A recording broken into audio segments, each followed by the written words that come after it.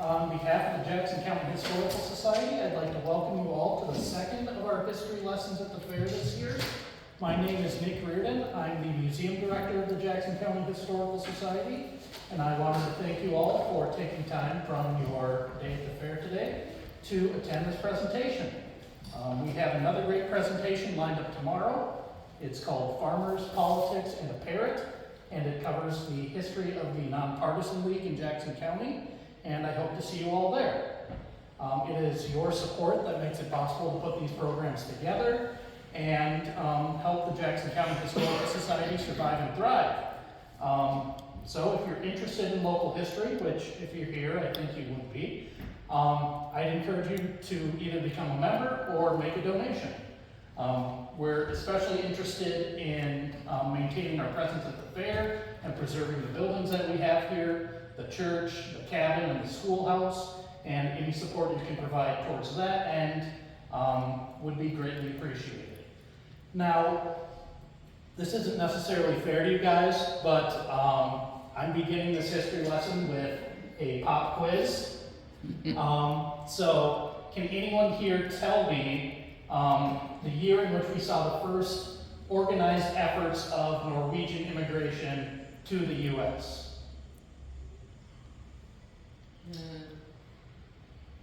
Any guesses? 1898.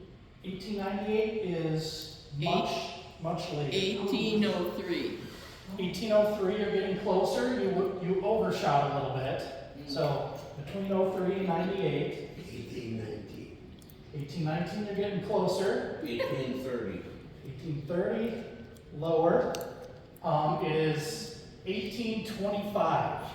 So this is the 200th anniversary of organized Norwegian immigration to the U.S.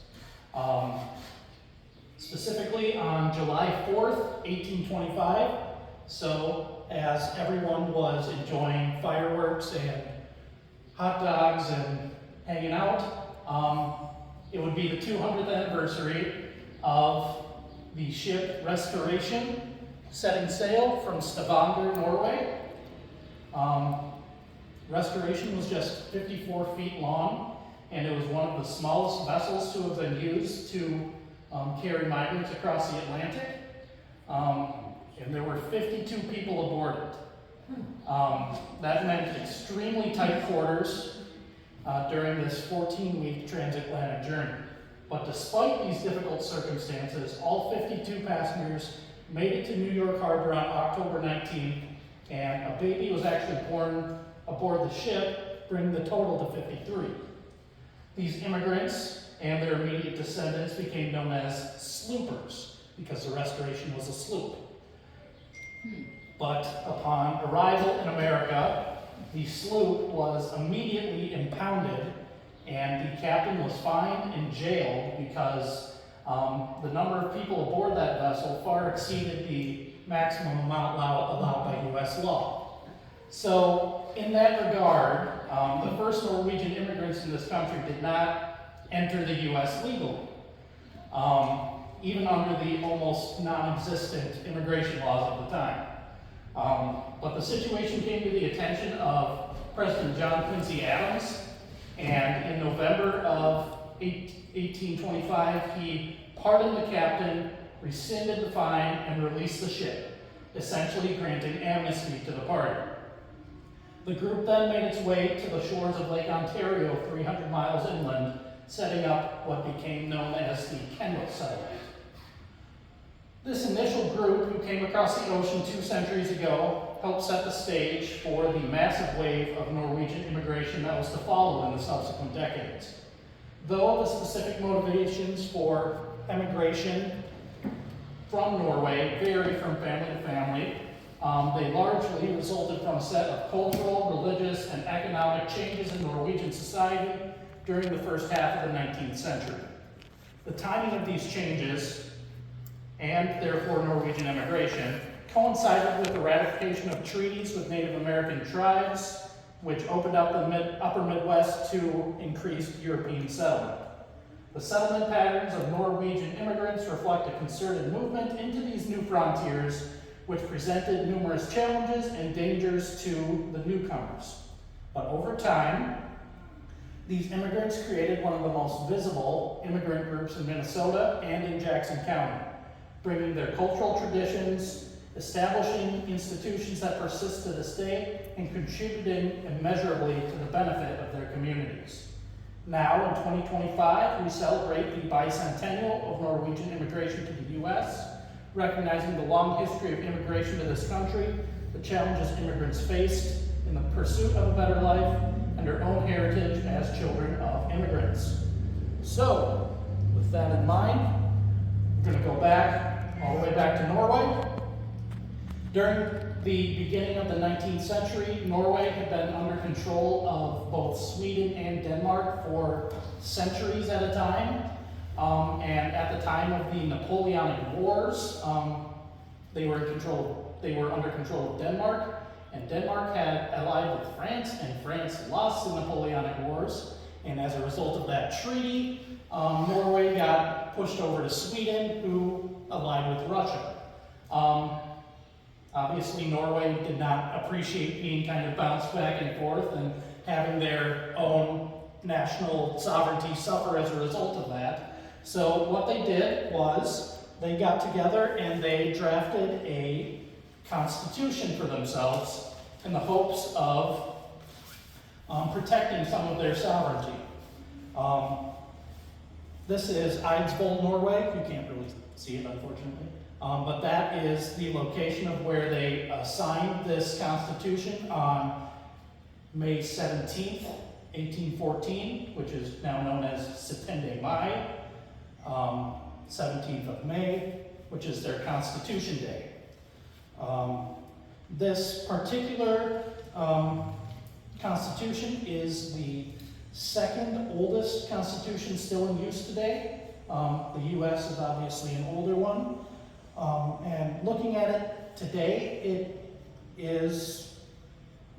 it can be thought of as a document of compromise. So it is both radical and conservative at the same time. It's radical in the sense that it took a lot of cues from the constitutions of the U.S. and France at the time, especially around, separation of powers and those sorts of things. But in other instances, it's also very conservative. It maintained a monarchy, and religiously, it was also very conservative. Unlike ours, which has freedom of religion and religious assembly, and a separation of church and state, no establishment of a state religion, Norway had all of those. They established the Church of Norway as the state religion. This was kind of a high church sort of religious tradition. It involved, a lot of ceremony, a lot of, bells and whistles to the worship. And it was also characterized as highly elite because the ministers had to be, college educated, and it was just very not necessarily accessible to everybody. So with that in mind, some of my notes did not transfer over here. And in addition to that, so in establishing the Church of Norway, it meant that all religious assemblies had to fall under the auspices of the church. There wasn't any room for private religious ceremonies held in your house.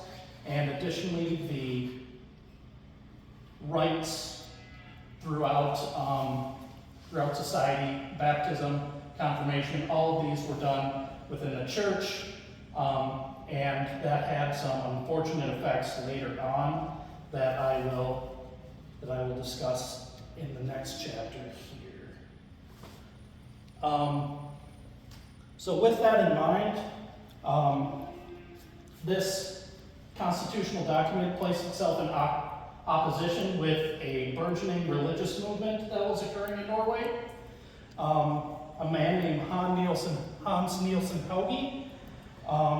He had come to a revelation shortly after his 25th birthday in 1796 to preach the gospel and articulate a vision of religion that would have greater focus on the individual and would have individuals more involved in the affairs of the church, including women. And this instilled the church with more values that we see with, like, the French Revolution and the Great Enlightenment of equality and democracy. And in defiance of these laws, Hans Nielsen Hauge traveled the countryside and he wrote extensively to preach his message.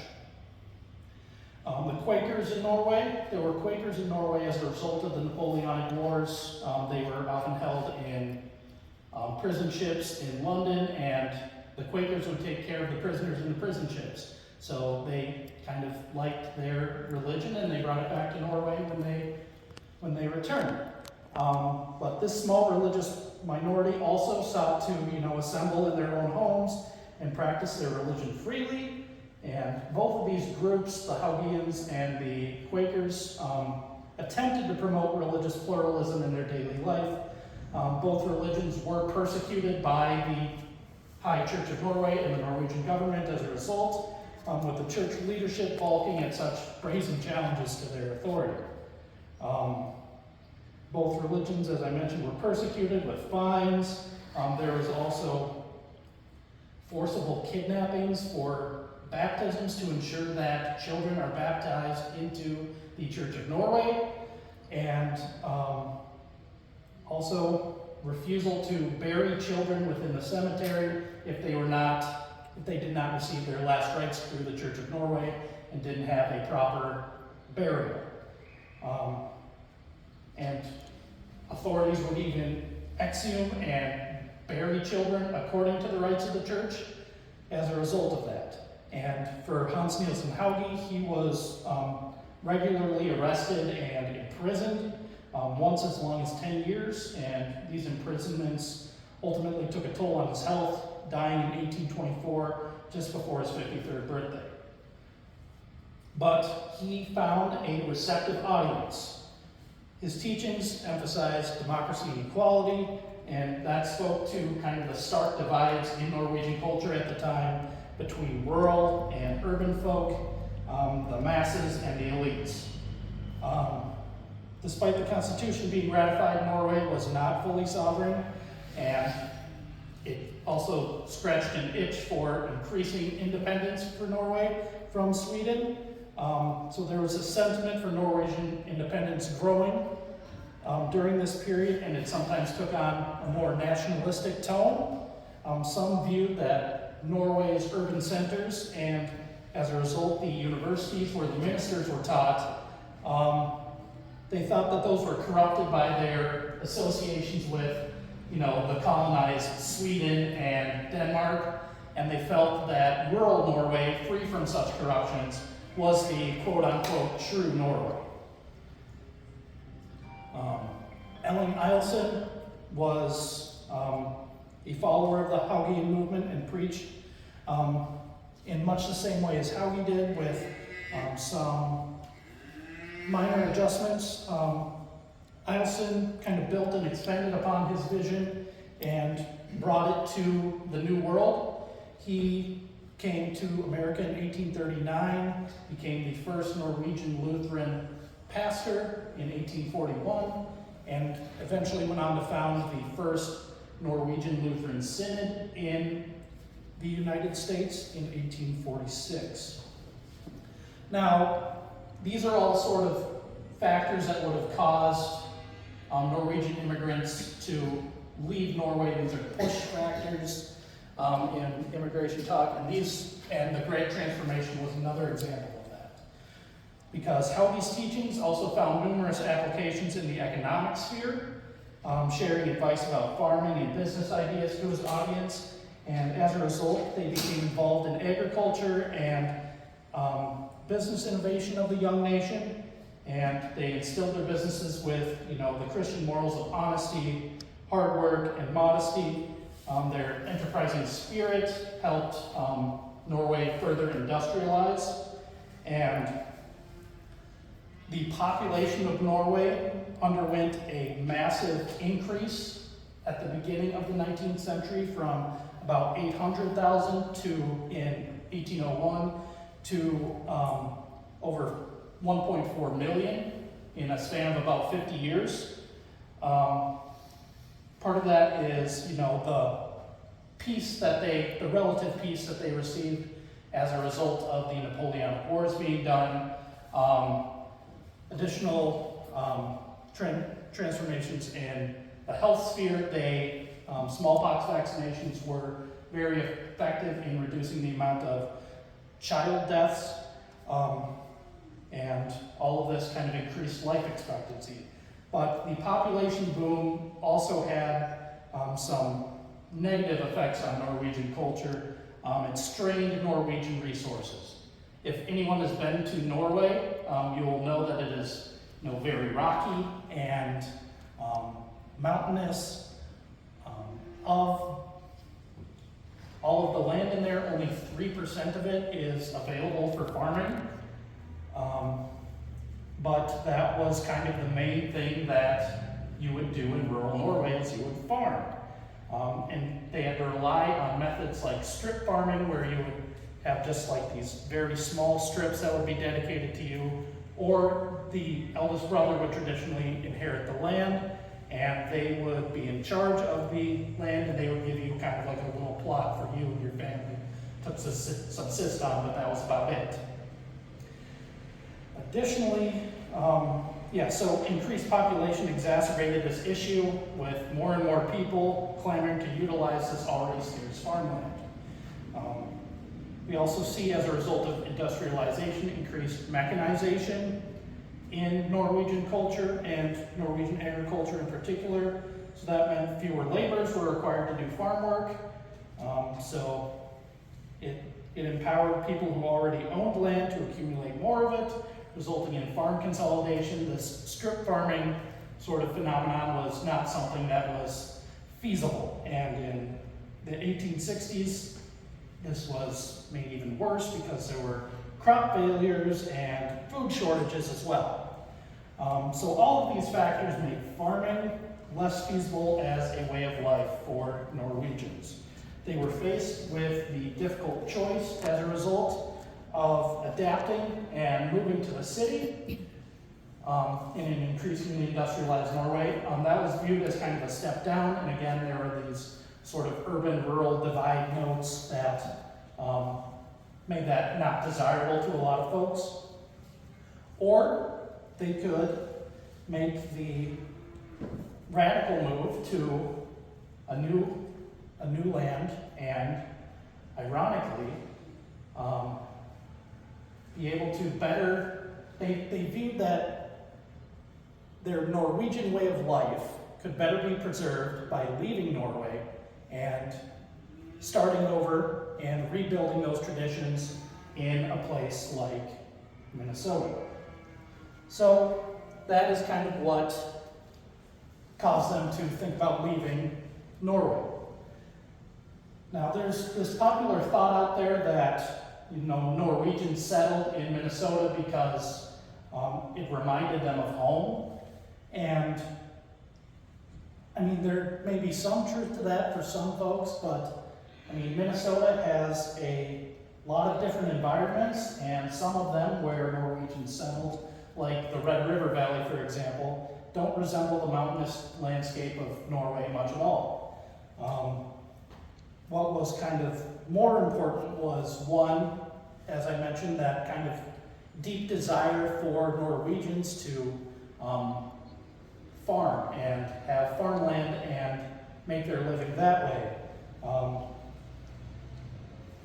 And Minnesota had a combination that was attractive to them of land that was suitable for farming, as well as timber to build homes and businesses.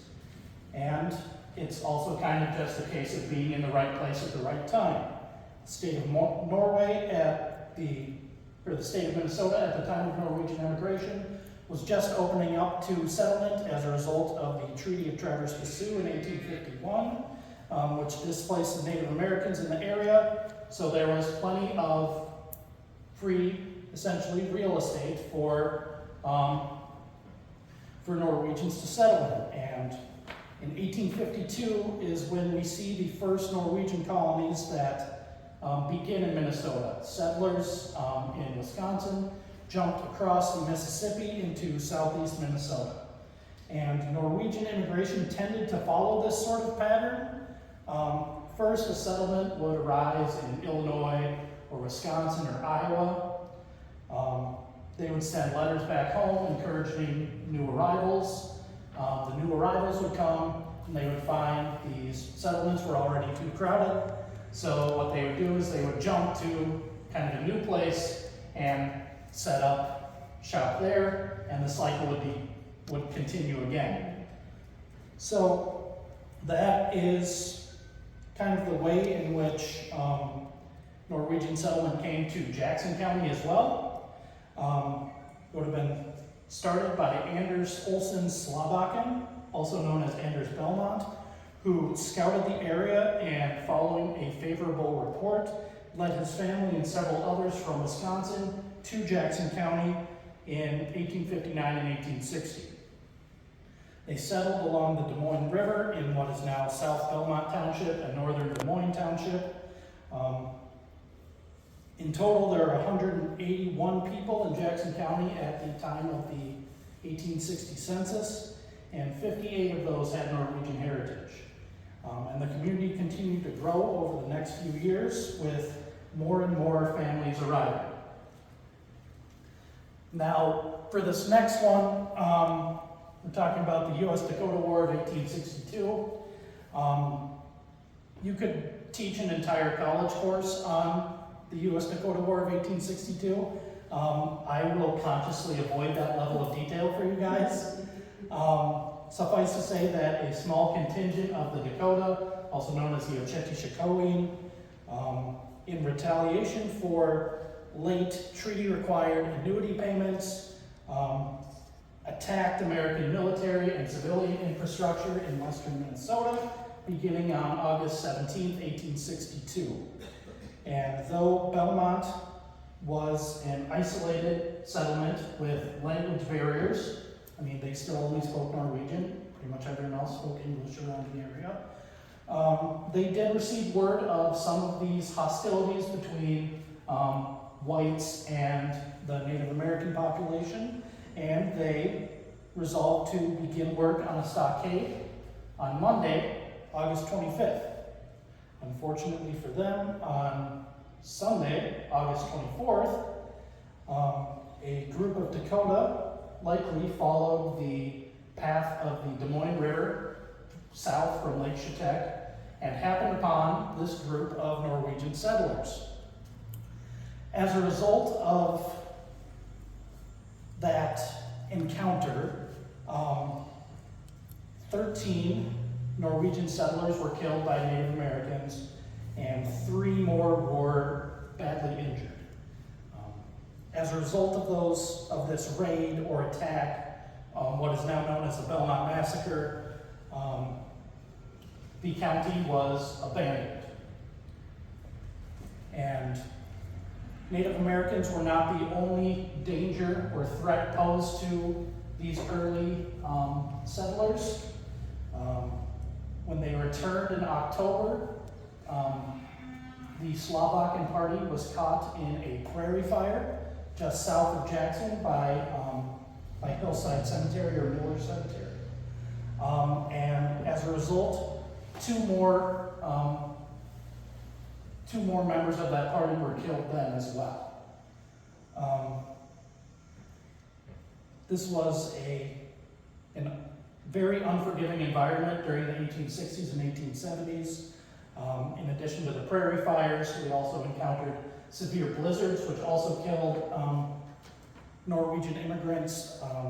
Ole Seen, or Sein, from Enterprise Township in 1870, was killed in one, as was Ole Rogness in 1872. He was found 16 miles from his original location where he got lost between Heron Lake and Belmont Township. And in 1873, an immigrant named Anders Kylan was lost as a result of a blizzard. He ended up being holed up in a claim shanty in Belmont Township for 3 days. He subsisted on coffee grounds and snow, and in order to stay warm, he paced back and forth within that small claim shanty, and he somehow managed to survive. And 1873 also brought, as I talked about yesterday, the Rocky Mountain locusts, a grasshopper plague for 4 consecutive years in Jackson County, which led to, they ate pretty much everything. This resulted in food shortages and general destitution within Jackson County. Some families made the difficult decision to leave the county and never return. The journey across the sea to the U.S. was also very dangerous for folks. A longtime settler named Siebert Berkness recounts that on his trip, much like the sloop restoration, quarters were very tight,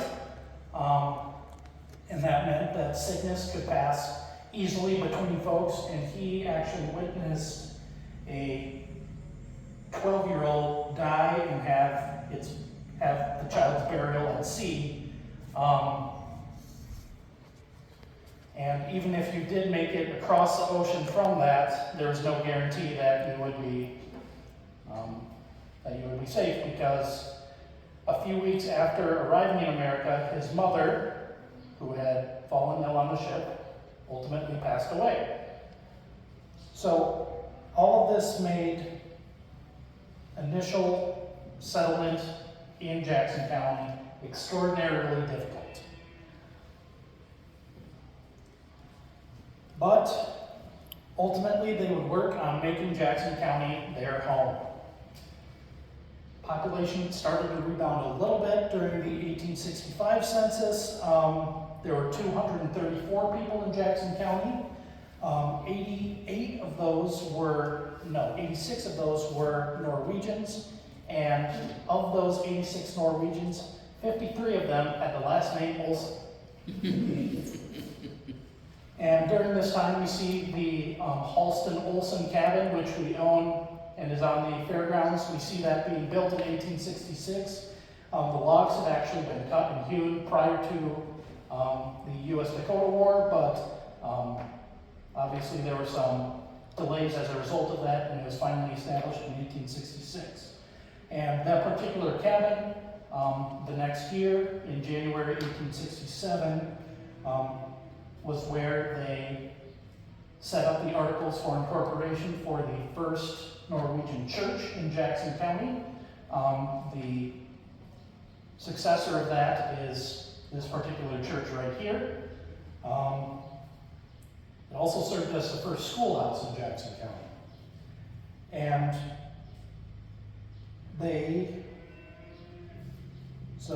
Norwegians were continuing to come to this area, and a lot of these Norwegian immigrants had come during the 1850s, late 1850s, early 1860s, and many of them were actually Civil War veterans.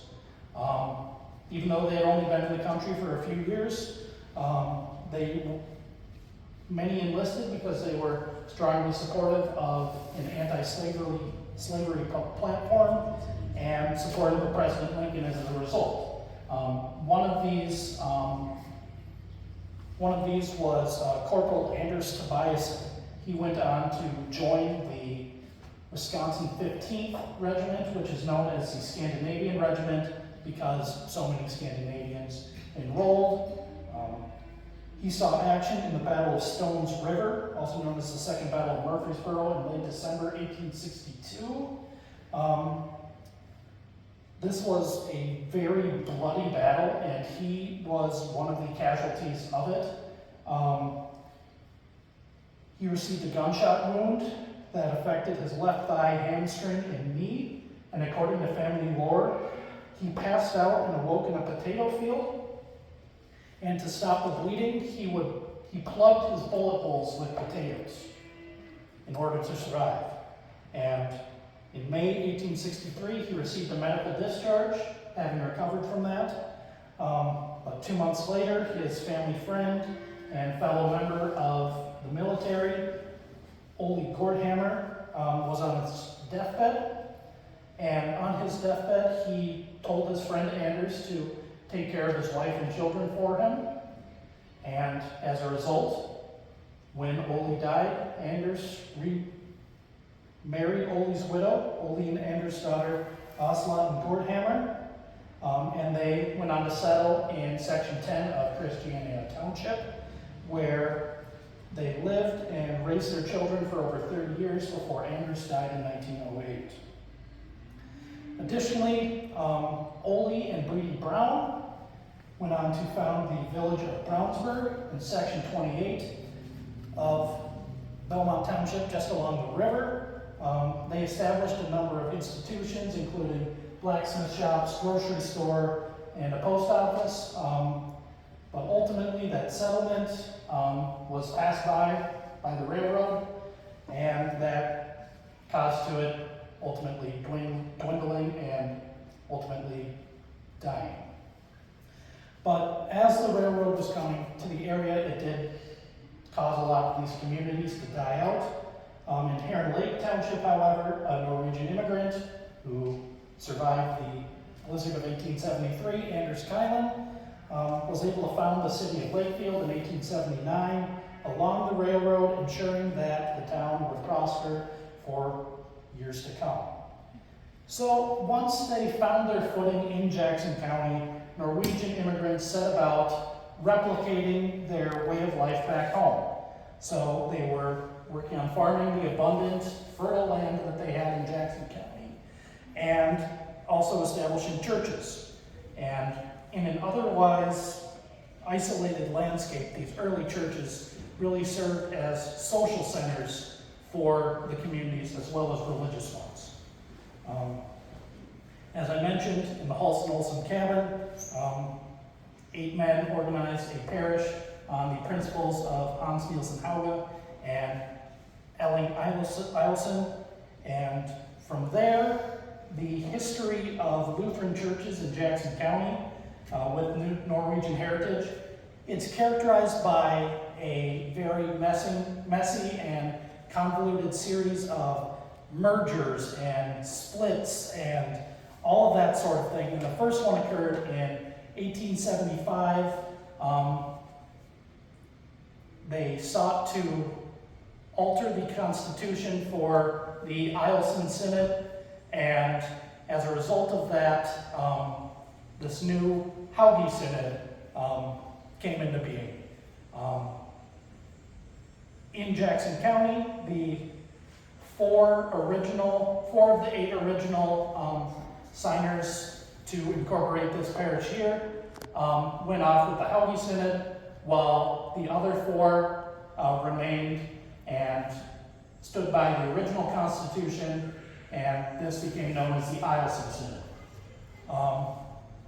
The Eilson Synod did not see nearly as much growth as the Hauge Synod, and as a result, the Hauge Synod continued to expand, ultimately covering 7 townships in the county and a number of different congregations. And throughout this time, Hauge congregations would build churches in concert with non-Hauge Norwegian Lutheran congregations.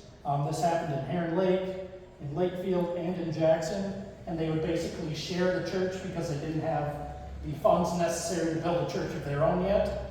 But when those funds became available, they would move on and do that. And these shared spaces would ultimately foretell the fate of these 3 synods. In 1917, they all merged to form the Norwegian Lutheran Church of America, now known as the Evangelical Lutheran Church of America, formerly the American Lutheran Church as well. that meant a string of mergers between these previously separate congregations. And I mean, since many of these congregations had already shared churches and pastors, it made sense to kind of just merge the two. But even after these synods merged into one, some congregational differences still persisted among the churches in Jackson County. After disagreements about a new church in the late 1920s, the Hauge's Church in Belmont Township, North Belmont Township, which had merged with the Bethany Lutheran Church in Christiana Township near Bergen. About 200 members of that split off and reinstituted the Hauge Synod, and they continued doing that for another 40 or so years before they ultimately merged back again. So this history of confusing mergers and reorganizations left a lot of churches ultimately disbanded, and all that there is left to remember them by is the cemeteries in which they established.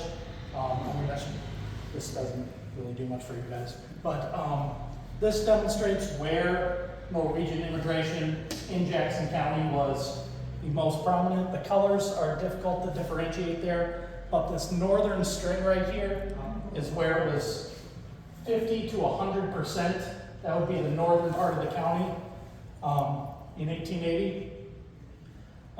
Like I mentioned before, they kind of stayed along the Des Moines River Valley to start with, especially in Belmont and Christiania Township.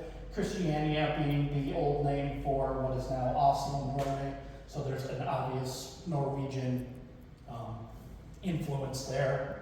The town of Bergen is also there. But as time went on, other immigrant groups also came in and kind of diluted the amount of Norwegians in there. So in 1905, the only one that had 50 to 100% are, like I mentioned, Christiania and Belmont Townships there. I'm sorry that you can't really make that out very well. But ultimately, it's important to discuss the legacies that Norwegian immigration brought to Jackson County. These churches allowed these people to share a common link with their life back home, and here they were able to exercise their religion freely. They succeeded in retaining their Norwegian heritage, even using the Norwegian language in worship up until as late as the 1940s in some instances. And some of these churches established, you can still see today the principles of the Haugean movement of democracy, equality, lay involvement. Think of any of the Norwegian churches out in the country now. They're still there because they have a congregation that deeply cares about it and is deeply involved in their work. And additionally, each church's lay people are involved with its operation. The importance of personal conversion is still emphasized. And just to kind of wrap up here, in conclusion, the Norwegian immigrants who came to Jackson County benefited, or they left an indelible mark on the county and contributing to social, cultural, economic institutions throughout the county, and really made Jackson County a better place to live. Thank you. I'll take any questions that you have now. Where have you gathered your information from? What resources? A lot of different resources. Yes, the history of, the history of Jackson County, the 1910 one, with Arthur P. Rose is some of it. Norwegian parish, like anniversary books, those sorts of things. And yeah, kind of just all around census records, a lot of different sources. It's difficult to just, have them all named off the top. Yeah. So were there efforts to learn English, or did they stick with Norwegian? There were efforts to learn English. A lot of those came as a result of sort of World War I, the 1910s. There was a concerted effort to be, you're not a Norwegian American, you're not a German American, you're not a Swedish American, you're an American American.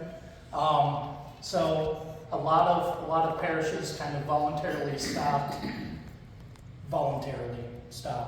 using their native language during that time, so they wouldn't be associated with the enemy. Do you have any idea how many Norwegians are still, or people of Norwegian descent are still in the know? I don't have a precise thing. There's also kind of the mixing that occurs with Germans. I'm Norwegian, German, Irish, Polish, French Canadian, Canadian American. So there's a lot of that. They ultimately did get surpassed by the Germans in terms of the pure percentage of of ethnicity, but it is probably somewhere around 25-30% in areas around Bergen and Belmont Township. That number is probably higher in the 30s and 40s. Because there's a large number of Czech people too. Yes, and the Czechs down in the southern part of the county and the eastern as well, yeah. You said May 17th was the first citywide.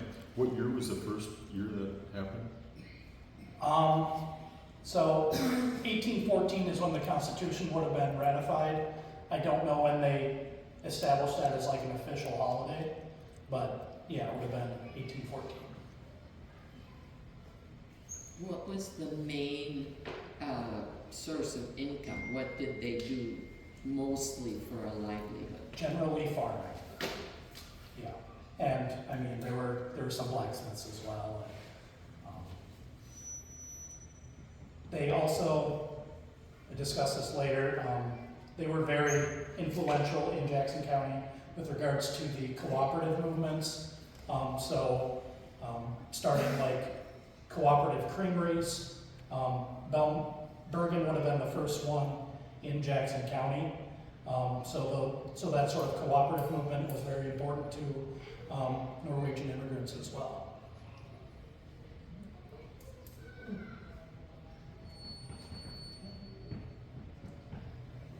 Well, thank you all for coming today. Join us tomorrow for Farmers, Politics, and a Parrot, the nonpartisan league in Jackson County, at 11 o'clock. I think it'll be good. Thank you. Thank you.